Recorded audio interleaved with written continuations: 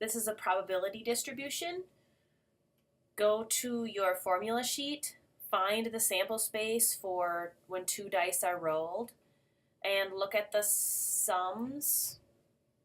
You can see that there's only one place where there's a sum of 2 if you roll a 1 and a 1. So, and there's a sample space size of 36. So the probability will be 1 out of 36 that you get a sum of 2. If you look at the sum of 3, there's 2 things that could get you that. 2 and a 1 or a 1 and a 2.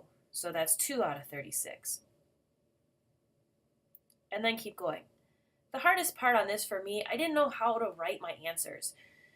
I'm just going to leave them as unreduced fractions for now to make adding them easier. You could reduce the fractions. You could round them to decimals. So I'm going to finish this chart. If I add all of these probabilities, I will get 1. Because this is 100% of the things that can happen. So if I add all their probabilities up, I should get 100% of the time, or 1. Now x times px. So for each row, I just do 2 times 136, the x number times the px number. 2 times 36 is 2/36.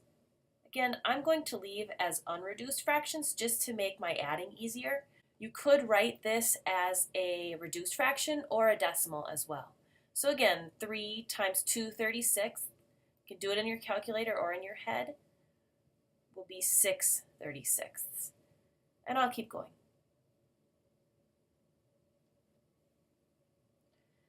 Again, it's perfectly fine if you have these reduced fractions or even as decimals. I'm going to sum this column. So this would be the sum of x times px. Since all the denominators are the same, I can just add up the numerators. So I get 252 over 36, and 252 over 36 is 7. So the sum of xpx, or the expected value, is 7, and that makes sense. It's kind of like saying the average. We'll talk about that down here. X squared times px. So you take the x number and square it. 2 times 2 is 4, and then multiply it by the probability. 4 times 1/36 is 4/36. And so on. I wrote my answers as unreduced fractions. You can have reduced fractions or decimal equivalents. Now I'm going to add these together by adding the numerators since my denominators are all the same. And I get 1974 over 36, which I reduce on my calculator and get 329/6. That's the sum of x squared px. That means the sum of the x squared px column. Just add the column. The next thing I think is probably the most important thing is knowing where to look on your green sheet to find these answers on your formula sheet. You need to look in Chapter 5. You need to know that this is a probability distribution.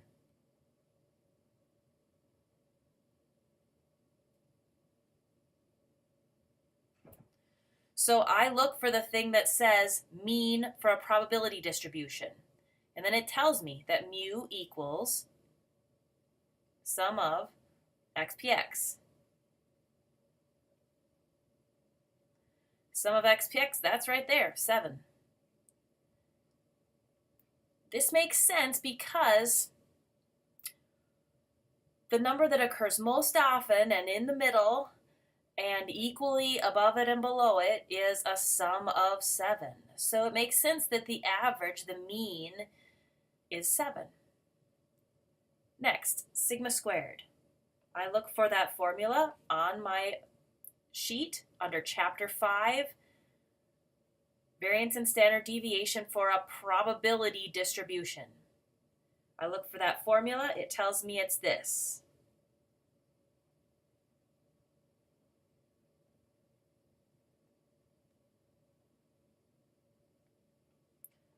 So this sum of x squared px, That's this number, sum of x squared px.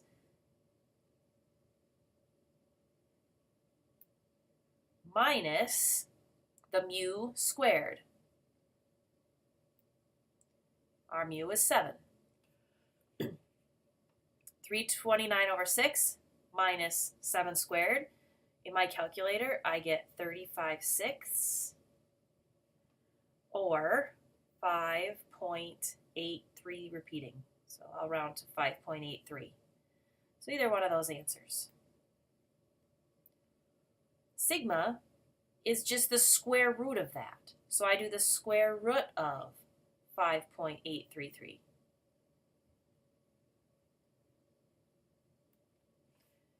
And I get about 2.415.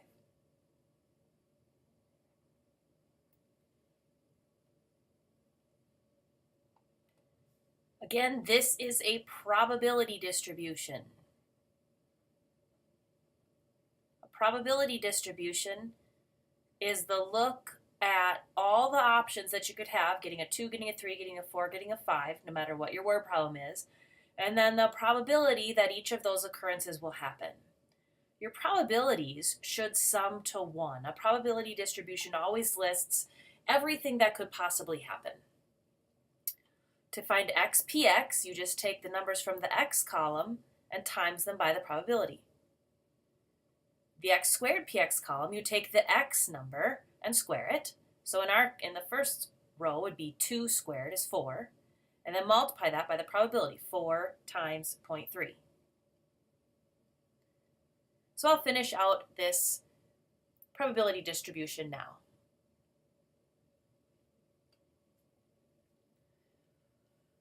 In finding my mu, my variance, my standard deviation, it's helpful to know the sum of the x px column and the sum of the x squared px column. So I add this column, I get 3.1. And I add this column, I get 10.5. The hardest part about this is finding the right formulas for mu, sigma squared, and sigma. Again, go to chapter 5 of your formula sheet. There's actually 2 means there. One says mean for a probability distribution. The other says mean for a binomial distribution. You have a probability distribution here. So you want that. Mean for a probability distribution. Sum of x times px, which we already found. The sum of x times px is 3.1. Variance for a probability distribution. Square root of the sum of x squared px. That just means the sum of that column, which we were already found, minus mu squared. We already found mu, it's 3.1. Oops. This is not the square root yet. That'll be over here for the standard deviation. The variance is not the square root. So, sum of x squared px, 10.5, minus mu, our mu is 3.1, so 3.1 squared. 10.5 minus 3.1 squared, I throw it into my calculator, and I get 0.89. The sigma, that's where we have the square root of.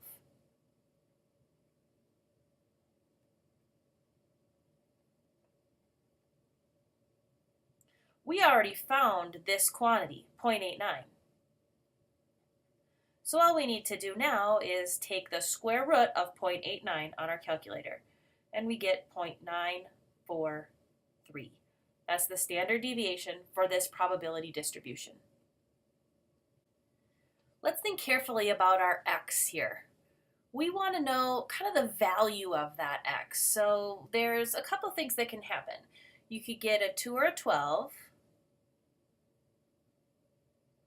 You could get a 7, or you could lose. The x is going to be your net gain on this. So if you get a 2 or a 12, what do you win? Well, you win $20, but it costs you $3 to play the game. So what you're actually winning is $17. If you get a 7, you win $5. But actually you paid 3, so you're really only having a net gain of 2. And if you get anything else, you lose. So you have a value, you've spent -$3, or you've won -$3. So now let's try to figure out those probabilities. We know when you roll 2 dice, there's 36 possible outcomes. Figuring the probabilities. Go to your formula sheet, look at the sample space for rolling 2 dice, and find what's the probability of getting a 2 or a 12. There's 2 choices. You can either get a 1 and a 1, or a 6 and a 6 out of 36. So 2/36, or that reduces to 1/8. What's the probability you'll get a 7? There's 6 choices that add up to 7. So your probability is 6 out of 36 that you'll get a 7, or 1/6. So if that is winning, you've got 8 out of 36 that you win. How much are you going to lose? Well, your probability that you'll lose then is 1 minus that, or the rest of them, 28 out of 36. Then you multiply x times px. 17 times 1, 8. This should be an 18, sorry. 17 times 1/18, 17/18. X times px. I'm doing these on my calculator. 1/3. -3 times 7/9, -7/3. Then, to find expectation, or the expected value, you just sum the xpx column. There's the xpx column, so we just sum these. Remember that you're adding in a negative here.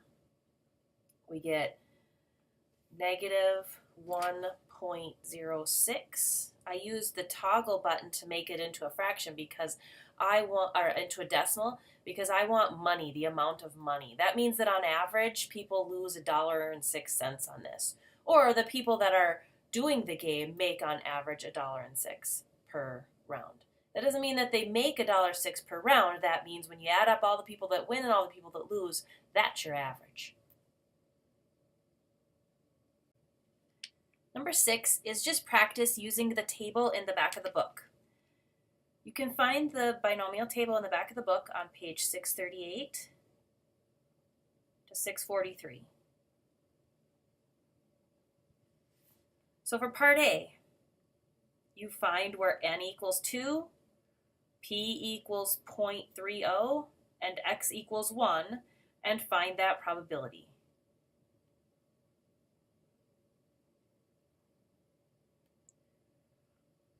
I'll let you do the rest by yourself. Here you're supposed to use the binomial formula. Part A, n equals 6, x equals 3, p equals 0.03. Here's the binomial formula, so I'm just going to sub all these numbers in. First, though, I need to figure out what Q is.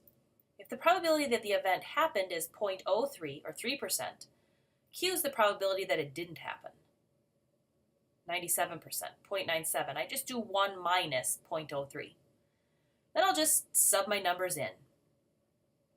6C3 times P, 0.03, to the x power, to the third power, times Q, 0.97, to the n minus x. So n minus x, 6 minus 3, that'll be 3. These two numbers should always add up to be 1, because it's the probability of the event happening and not happening.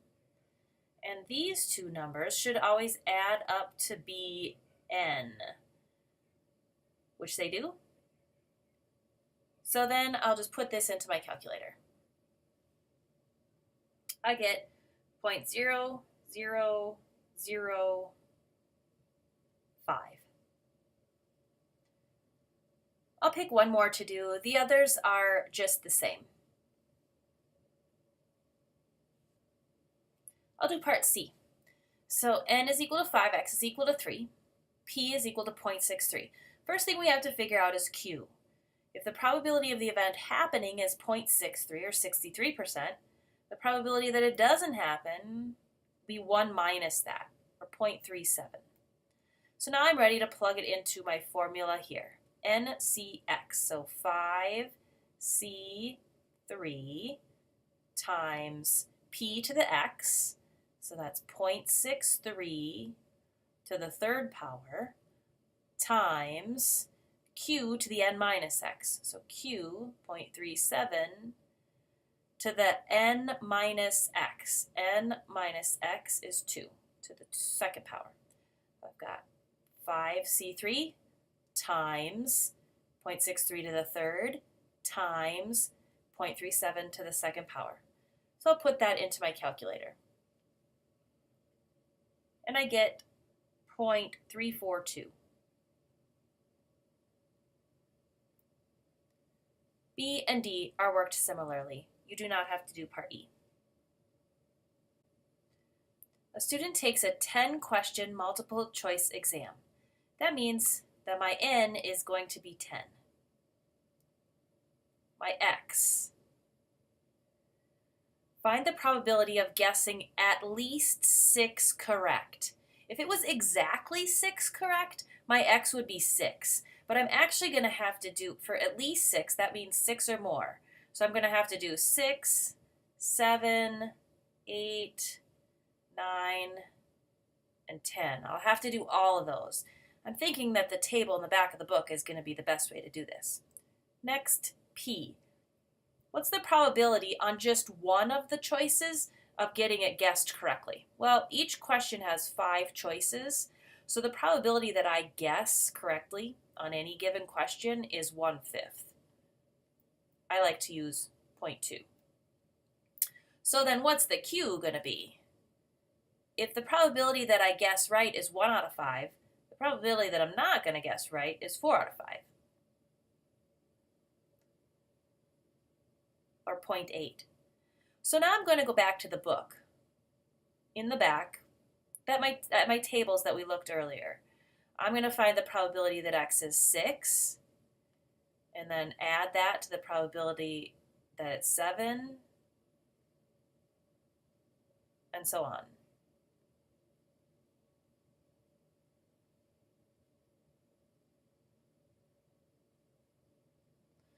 So for P of 6, my N will be 10, my X will be 6, and my P will be 0.2. I'll find the probability of that situation. Then I'll do the probability of X being 7, so that will be N equals 10. This time the X is 7, but still my probability is 0.2. And so on. So you go to the back of your book, page 638 to 643, and find those probabilities. In the back of the book, for x equals 6, I get 0.006. For x is 7, I get 0.001. For the rest of them, there's no value listed. That means it was too small to even count. So I add those up, and I 0.007. So the probability of guessing at least 6 correct questions or 6 or more correct answers is 0.007. Problem 12, section 5.3. This is on page 286. Exactly 6 have a destination wedding. Okay, we need to do some work before we start working with that. First, what's our N? Well, the random sample is of 12 couples. So that's our N. Our X is 6. We want to know the probability that exactly 6 of them have a destination wedding. What else do we need? We need the P. What's the probability that 1 has a destination wedding? Well, we're told in the problem that 26%, so 0.26. Then the other thing we're going to need is Q. If the probability of the event happening is 0.26, what's Q? What's the probability that it's not going to happen? That would be 1 minus 0.26 or 0.74. So 26% have destination weddings. That means 74% don't. Okay? So now we can throw this into our formula. NCX times P to the X times Q to the N minus X. So that's 12 C6 times 0.26 to the 6th times 0.74 the N minus X. N minus X, 12 minus 6, 6. And then I just put that into my calculator.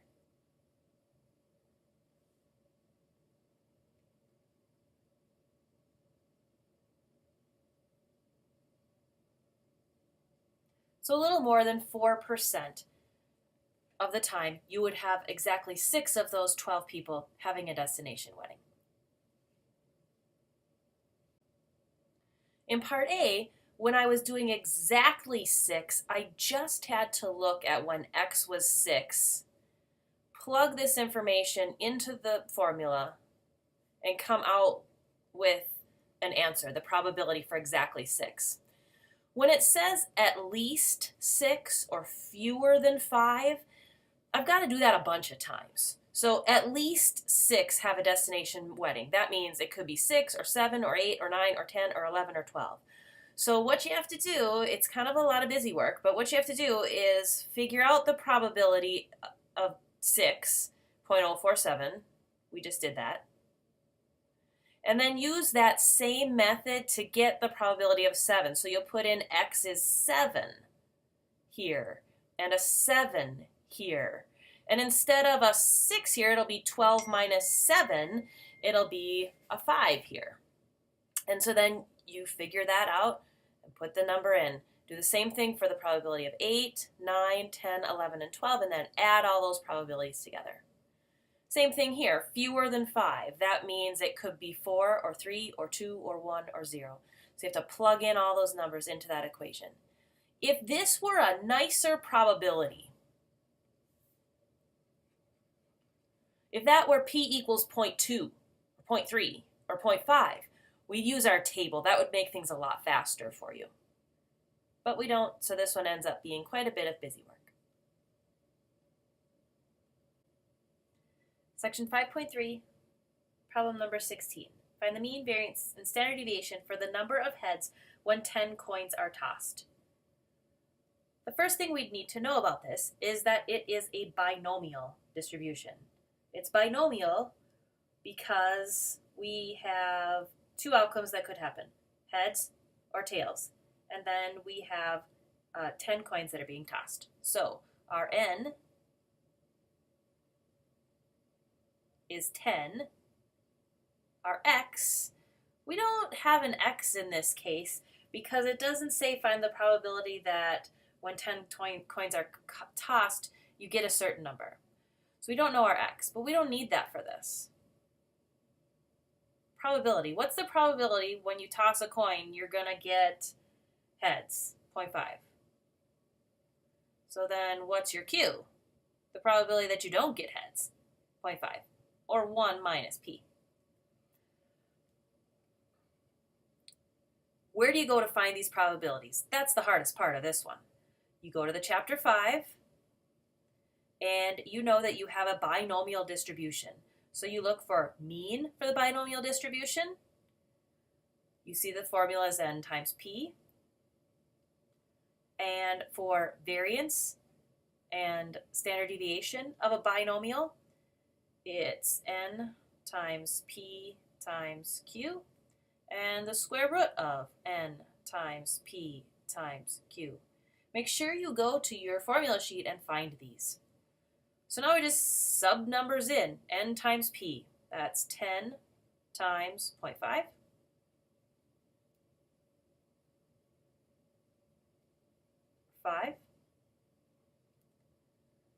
N 10 times P 0.5 times Q 0.5 is 2.5. And now the square root of 10 times 0.5 times 0.5. We already know 10 times 0.5 times 0.5, that's 2.5. So we just have to do the square root of 2.5. You get about 1.58.